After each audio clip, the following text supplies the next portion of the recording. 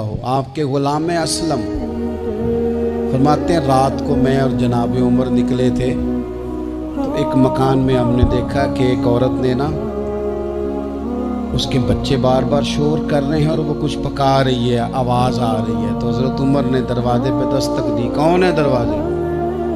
کہا میں ایک غلام ہوں۔ حضرت عمر کہتے ہیں غلام ہوں، بہن کیا مسئلہ ہے، بچے کیوں رو رہے ہیں؟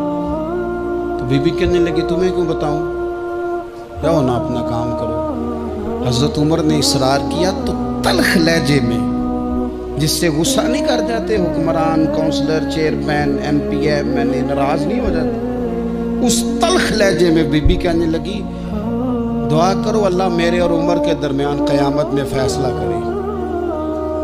کیسا حکمران ہے کہ اس کی حکومت میں میرے بچے بھوکے سوتے ہیں، یہ میں نے پانی میں روڑے ڈال کے چڑھائے ہیں، لیکن یہ پیٹ کی بھوک یہ بڑی ڈڈی ہوتی ہے، یہ نیند بھی نہیں آنے دیتی۔ خیال تھا رو دو کے سو جائیں گے پر سو بھی نہیں رہے۔ حضرت فاروق اعظم دوڑے گئے، گھر سے سامان اناج غلہ کندھے پہ رکھا۔ خادم کہتے میں نے کہا کہ مجھے دے دے، فرمانے لگے چل تو وعدہ کرنا قیامت میں بھی میرے بوجھ اٹھائے گا۔ حضور نہیں، وہ تو میرے بس کی بات نہیں۔ فرمایا پھر مجھے کرنے دے۔ دوڑے آئے، اس خاتون کے دروازے پر لا کے وہ چیزیں رکھی، کہا بہن اگر تو پردہ کر لے تو یہ غلام نا آج کھانا پکا دے تیرے بچوں کو۔ پھر وہ گھی چڑھا کے چینی ڈال کے کچھ سامان پکتا تھا وہ کھانا پکایا۔ غلام کہتے ہیں جب پھونکے مارتے تھے تو داڑھی سے دھواں نکلتا تھا، آگ جلاتے تھے دھواں نکلتا، پھر کھانا پکایا، پھر ان بچوں کو کھلایا۔ پھر حضرت عمر فاروق رضی اللہ تعالیٰ عنہ نے تھوڑے پیچھے بیٹھ گئے تو بچوں کے ساتھ اس طرح کی باتیں کرنے لگے کہ وہ ہنس پڑے۔ جناب اسلم کہتے بچے اس بیوہ کے ہنستے تھے، بچے ہنستے تھے اور عمر روتے تھے۔ جب وہ ہنستے تھے تو فاروق روتے تھے۔ پھر وہ بچے آہستہ آہستہ لیٹنے لگے اور جب وہ سونے کی طرف بڑھنے لگے تو حضرت عمر کہنے لگے بہن میں جاؤں؟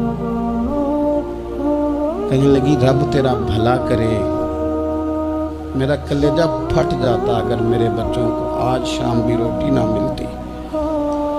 تو سیدنا فاروق اعظم رضی اللہ تعالیٰ عنہ کہنے لگے پھر تو میرے لیے دعا کرے گی؟ کہنے لگی میں دعا کرتی ہوں اللہ عمر کی جگہ تیرے جیسا کو نیک آدمی بٹھا دے۔ تو حضرت عمر کہنے لگے ایک چھوٹی سی گزارش بھی مان لو گی؟ کا کیا؟ فرمانے لگے کوئی یہ میری خدمت اگر پسند آئی ہے تو عمر کو معاف نہیں کر دیتی؟ غلطی ہو گئی، اسے پتہ نہیں تھا۔ اپنے منہ سے کہنے لگے سیانا بھی نہیں، باشعور بھی نہیں، اسے چاہیے تھا خلافت کی ذمہ داریاں نہ لیتا۔ لیکن حضرت صدیق نے کہا تو وہ مان گیا، لیکن بہن میں اسے جانتا ہوں، بزدل بڑا ہے، کمزور بڑا ہے، ضعیف بڑا ہے، اگر تو قیامت میں اس کی شکایت لگائے گی تو بڑا کمزور پڑ جائے گا، اس کے لیے مشکل ہو جائے گا۔ تو کہنے لگی اچھا اگر تو اتنی سفارش کرتا ہے تو جا، میں نے عمر کو معاف کیا۔ حضرت فاروق اعظم نے چہرے سے کپڑا ہٹایا تو بی بی کہنے لگی اوہو آپ عمر ہیں؟ آپ فرمانے لگے میں جو بھی ہوں تو وعدہ کر چکی ہے کہ تو نے عمر کو معاف کیا۔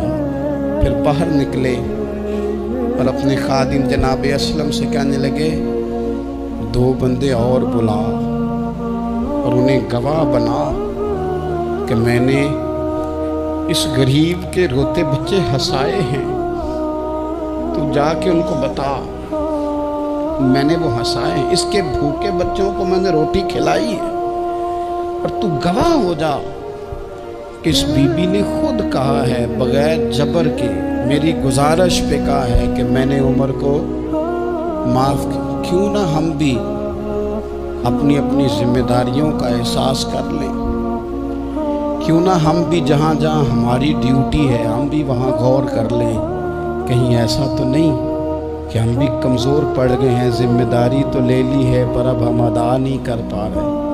ورنہ وہاں سے معافی لے لے، اللہ تعالیٰ سیدنا فاروق اعظم کا فیضان عطا کرے۔ آخر دعوانا آخر میں آپ لوگوں سے گزارش ہے کہ اگر آپ کو ہماری یہ کوشش پسند آئی ہو تو اسے زیادہ سے زیادہ صدقہ جاریہ کے طور پر شیئر کریں۔